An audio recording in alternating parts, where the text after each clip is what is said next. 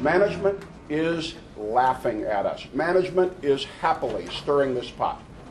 So the core of my question really repeats the previous question. You claim that you follow process. You claim that you honor law. And yet, you will not accept the process and the result that was agreed upon. Why should anyone in this group, why should any of our 1,784, soon to be 1,800 pilots, why should we believe you? Where, gentlemen, is your credibility? You have simply...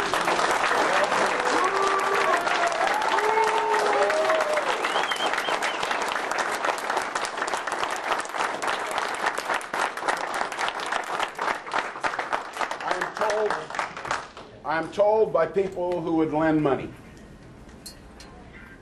that the best prediction of future performance is past acts.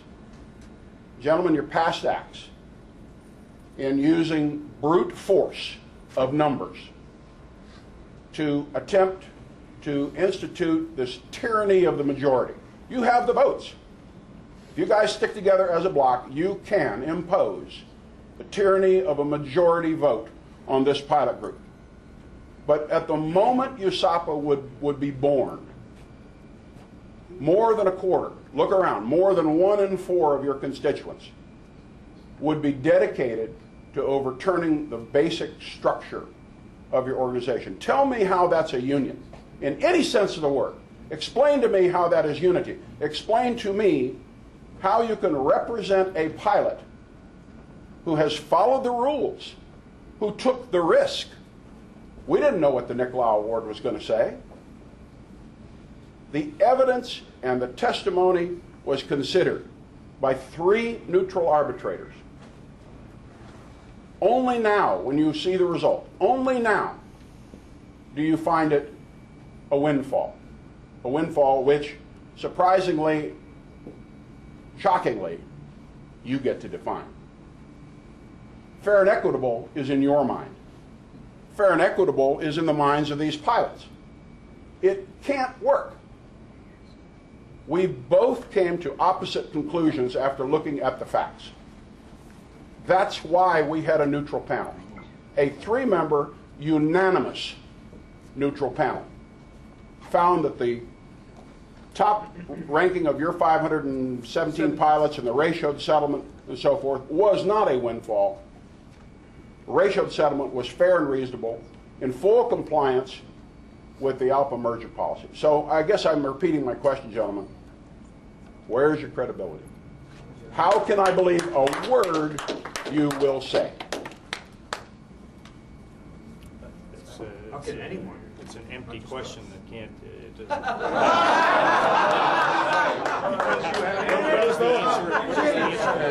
not going to answer. Okay, and you know what? I'd like to do my follow-up question, if I may, please. Come on. May I ask my follow-up question? Give us just a second.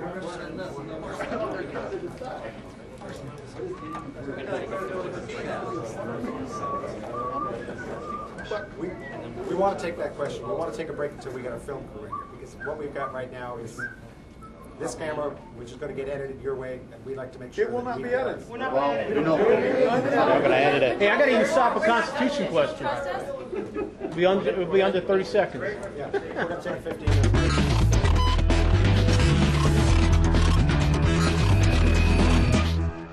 When an organization like USAPA has no credit history, if you will, has no background, has no history that we can look to, all we can look to is your promises and your representation. Your group has had one test so far, and that test was the arbitration. We followed the rules. We took the risk. The result was the result. And the history that you've established, your credit rating, is that you abandoned the Nicolau Award. The core principle of USAPA is the abandonment of the Nicolau Award and a length of service seniority system that would grossly disadvantage the West pilots. So my question is, if the one test that you've taken was failed miserably, how can we trust anything you say with respect to your promises of representation, your promises of insurance, your promise of contract gains, your promises of anything? Where is your credibility? The answer is that your question is based on your own opinion, and in our opinion, USAPA is based on a core union principle, which is data hire. We have abandoned the Nicolau Award. We have not abandoned core union principles. And I think that the answer to the question, how can you trust us? I went through step by step exactly what the theories of it were. No, these are theories in which we're inviting West pilots to show us how all the damage that you're talking about, that you're worried about, can be mitigated. When you come to work, you can't tell your job's ineffective. That's our goal here. And so I guess the answer to the question is you can base your view of USAPA on those goals, and I find them to be good. You know, you can't. Do you have anything tangible to look at yet? No, we don't have it within our power to hand that tangible item to you. We're not in a position to do anything. We can only tell you what the goals are, and we've put those goals in print, but we do not have the ability to go any further with it. And we came here not to discuss, you know, Nicolau and viability of carriers and all the time, to tell you what USAPA is. And that's what USAPA is.